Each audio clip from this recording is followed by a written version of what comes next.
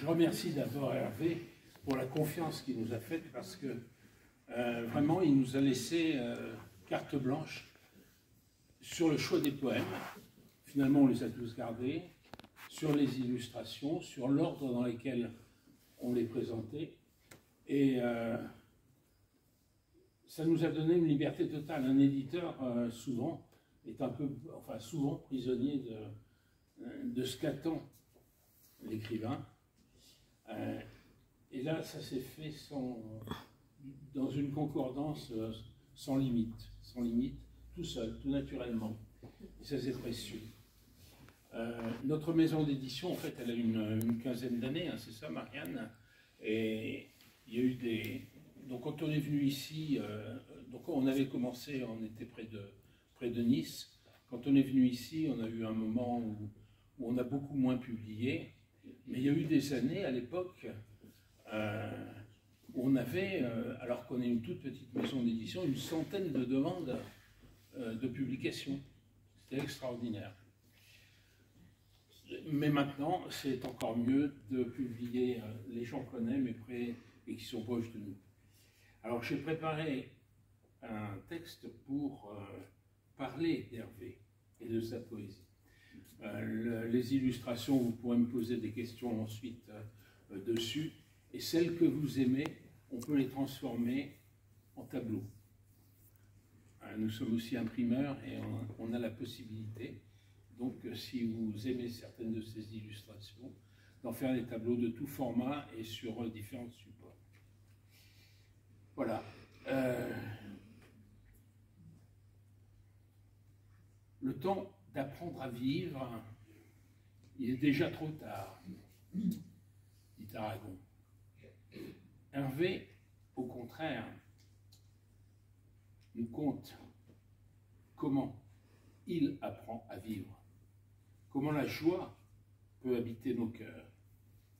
Il nous conte le travail sur son chantier intérieur, sur son moi profond. Comment il taille une pierre.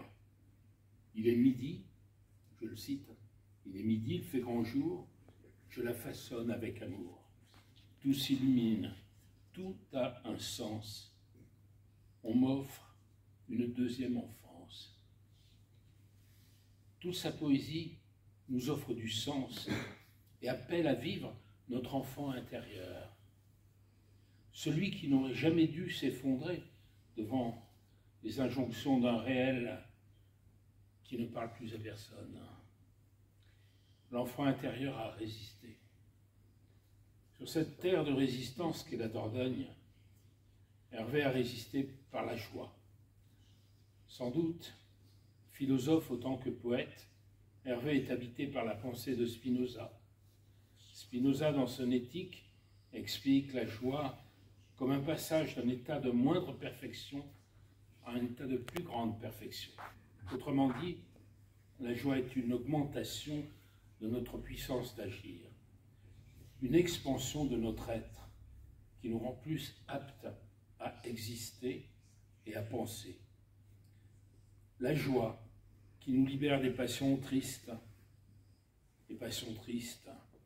tellement à la mode en ce moment. Hervé a résisté aussi par la poésie, libéré par la poésie.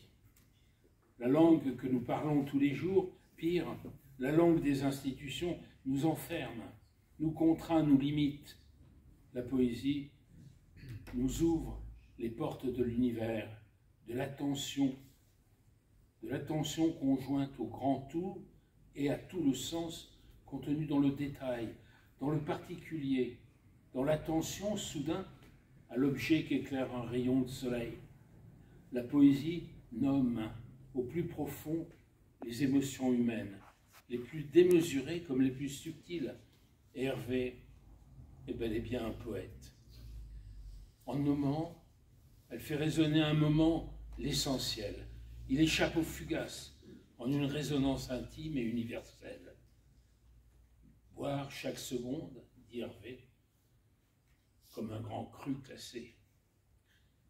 La poésie épouse un temps qui n'est pas celui de l'existence, mais celui de sa source. poésie de Hervé est résistance. Mais elle se sublime par l'acceptation. Pas l'acceptation qui nous est imposée, mais l'acceptation de l'instant, de la joie du quotidien, du presque rien. Il ne faut pas à l'an prochain sursoir, ni même au lendemain. Il faut vivre ces petites choses, se les offrir comme des roses. L'acceptation de l'éphémère en sa beauté, de la beauté en son éphémère, elle se pose frêle et sauvage, comme un oiseau sur une branche, et nous bouleverse lorsqu'elle se penche pour nous délivrer son message. L'acceptation du bout de vie, merci Hervé, de nous aimer et de nous soutenir dans ce voyage vers nous-mêmes. Hervé, nous t'aimons.